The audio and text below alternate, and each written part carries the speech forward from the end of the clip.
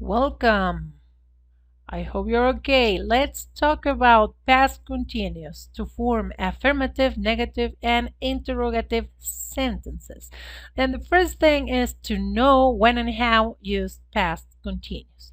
Then we use past continuous to talk about an action that happened before and after another action. She was having breakfast when I arrived.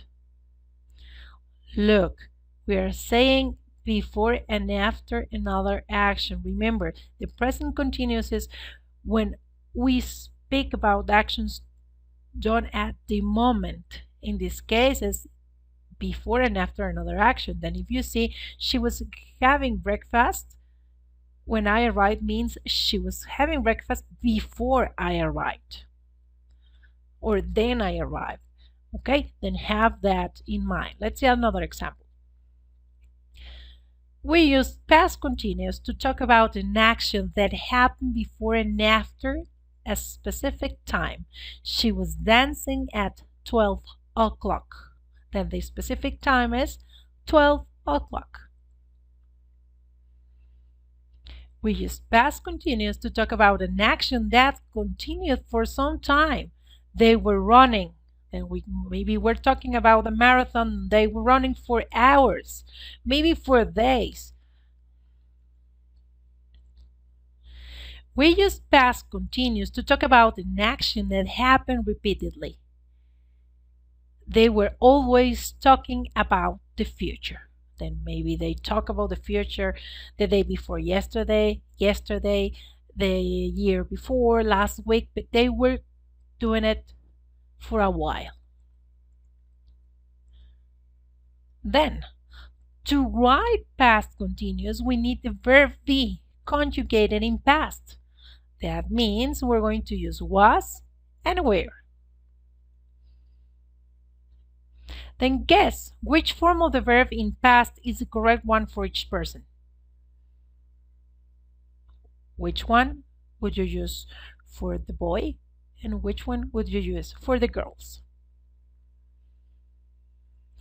If you say was for the boy and were for the girls, you are okay. Let's see this chart. We need to remember how to conjugate the verb in past before we go to the past continuous. Then, in affirmative, remember we're going to use I was, you were, he was, she was, it was, we were, you were, they were. For the negative, we are going to add the particle not. I was not, you were not. Remember, there is a short form, wasn't and weren't. And the last thing, to write an interrogative, we need to write the auxiliary verb at the beginning of the sentence. In this case, the auxiliary verb is the verb be. Was I? Were you? Was he? Was she? Have that in mind before we do the formulas for the past continuous. Then, gerunds. We need gerunds to write past continuous. Gerunds are verbs plus ing, like dancing and singing. Some rules for gerunds are, if there is more than one consonant, just add ing, like think plus ing equals thinking. If there is more than one vowel, just add ing, bit plus ing equals beating. If there is one vowel and one consonant and the syllable is stressed, double the consonant and ing. Hit plus t plus ing, hitting. Remember, the stress is a powerful sound. If there are one or more consonants and e, remove the e and add ing. Take plus ing equals taking.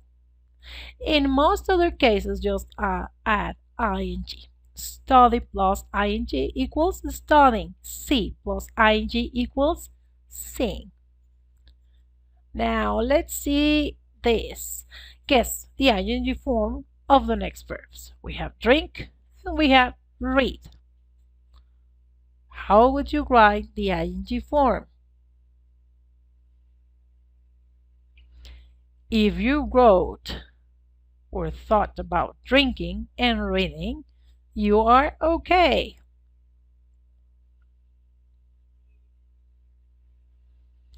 To form a sentence in past continuous, we follow the next formula. For affirmative, person plus was or were plus verb in ing form plus more information. Examples: I was working for his mom. She was swimming for a competition. Gina and Rose were going to high school. See, we are following the rules for the gerunds, and also remember we need to write the correct verb be form in past tense for the personal pronouns. Then to form a negative, we just add the particle not. Person plus wasn't or weren't plus verb in ing form plus more information. I wasn't working for his mom. She wasn't swimming for a competition. Gina and Rose weren't going to high school. If you see, it's very simple. Let's see how to make an interrogative sentence. Then, like we say in the chart, we need to place the auxiliary verb at the beginning of the sentence. And we write was, were, plus the person, plus verb in ing form, plus more information. Don't forget the question mark. Was I working for his mom? Was she swimming for a competition? Were Gina and Rose going to high school? Then this is the best way to do sentences. Just follow the formula.